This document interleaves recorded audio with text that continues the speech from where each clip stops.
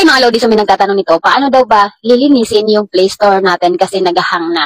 So minsan guys, ito din yung ginagawa ko kasi medyo nagahang na rin yung aking Play Store. Once na nagda-download ako, pindutin ko yung update, ang tagal talaga mag-installing ganun. So paano nga ba natin to i-refresh or bawasan ng history yung Play Store natin para naman yung storage is makahinga-hinga naman, ayan.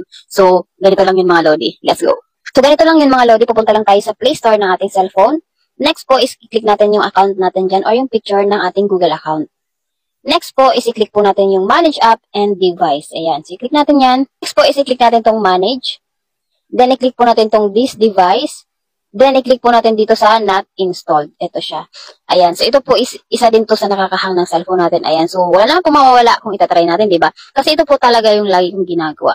So ayan guys. So i-check lang natin yan. So ito po kasi yung history na na-download natin or in-uninstall natin sa cellphone natin. Ayan. So, ganito lang yun, guys. Ayan.